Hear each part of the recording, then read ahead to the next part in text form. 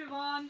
For this episode I thought I'd do it in my kitchen because it's a little bit windy outside, and it just goes to show that no matter how much space you've got in your house, you can still do taekwondo anywhere. So today I'm going to show you some of the stances. Okay, so the first stance that we're going to have a look at is the joonbi stance, the ready stance. We go in it quite often at the beginning of everything, at the end of everything, so it's really important to get this looking real nice and neat. So to go into it, first of all you come to attention, chariot, kunye, which is bow, and then to get into joonbi, left foot comes out, fist clenched and right in front of you. When you're in this joonbi stance, make sure that your feet are facing forwards or slightly inwards, one shoulder width apart, not too wide, not too thin, one shoulder width apart. Okay, now when you're in this stance, no matter what, don't fidget. Okay, you're not allowed to pick your nose, you're not allowed to scratch your head, you're not allowed to do anything else. You've got to stay perfectly still. It's a very disciplined martial art, this taekwondo, so all you can do is stand in joonbi. You can breathe as well, that's fine. Okay, so next stance to look at is going to be the horse riding stance. So to get into horse riding stance, left leg comes out. I'm just going to move a little bit more to this side here so that I've got a bit more space in the kitchen. Left foot comes out, double shoulder width, and you can do a punch. Okay, so this is the horse riding stance.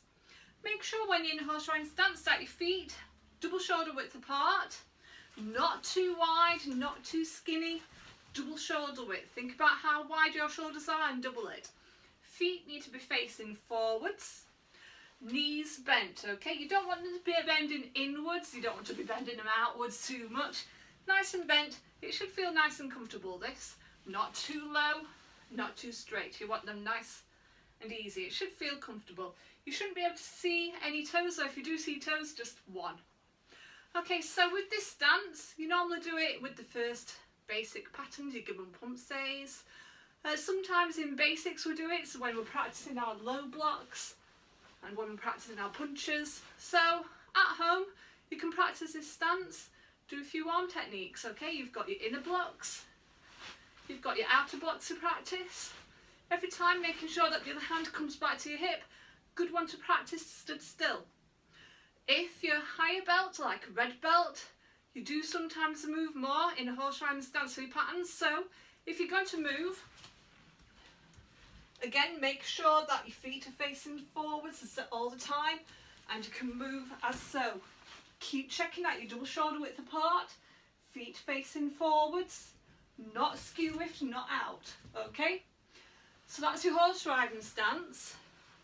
Long stance next. Okay, so for long stance, you want your legs one shoulder width apart. So again, both feet facing forwards. You don't want your back foot facing outwards, because then your whole body starts to face sideways. You want your body to face forwards. So both feet face forwards, makes the whole body face forwards. Front knee bent. In theory, someone should be able to sit on this leg and you should be able to hold it strong. Okay, so I'll just show you it from the side. That's how long you want your long stance. Again, knee bent enough, should be directly above your foot. Not like that, not too extended. Okay, so again, you can practice this in your kitchen, for example, or in the hallway if you've got a long enough hallway. Just coming forwards, long stance, low block. Again, making sure that, long stance punch, making sure that both feet are facing forwards, shoulder width apart. You don't want it skew whiffed, you don't want it too wide, you want one shoulder width. Making sure it's long enough as well, that's why it's called a long stance. You can practice going backwards as well, fusion. And again, you can practice your different blocks of this pattern with this long stance.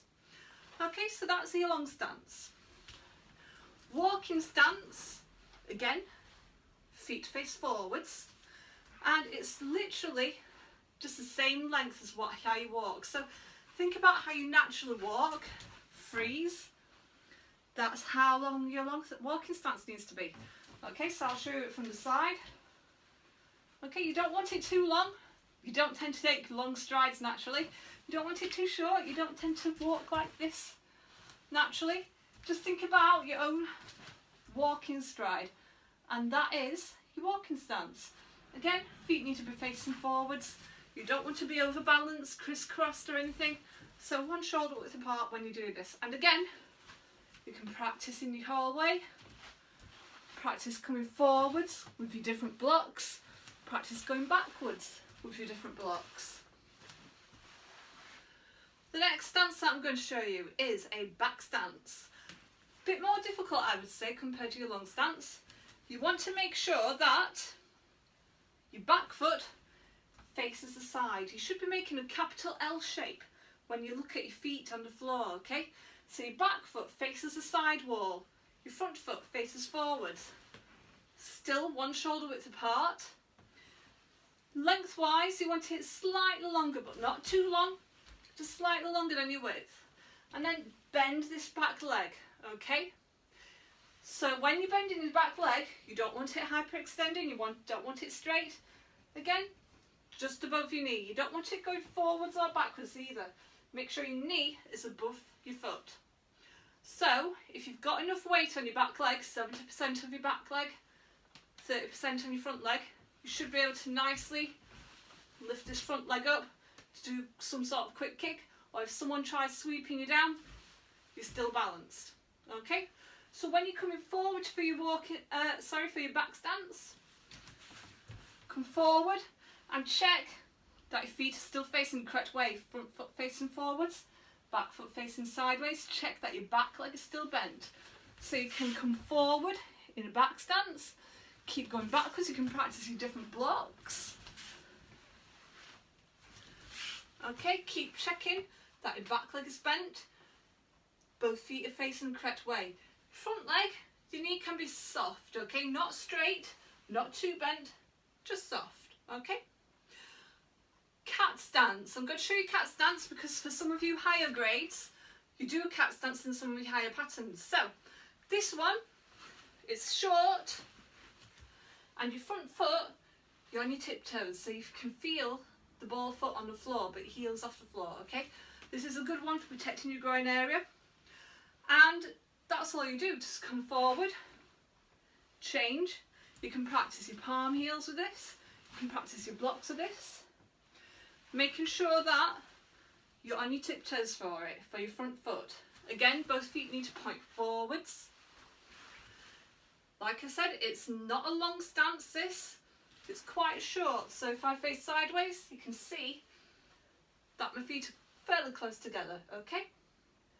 Right, so they're the basic stances that I'm showing you today. Have a practice of that. You can practice in your kitchen, you can practice in your bedroom, in your hallway. You don't need that much space. And I'll see you next time. Bye.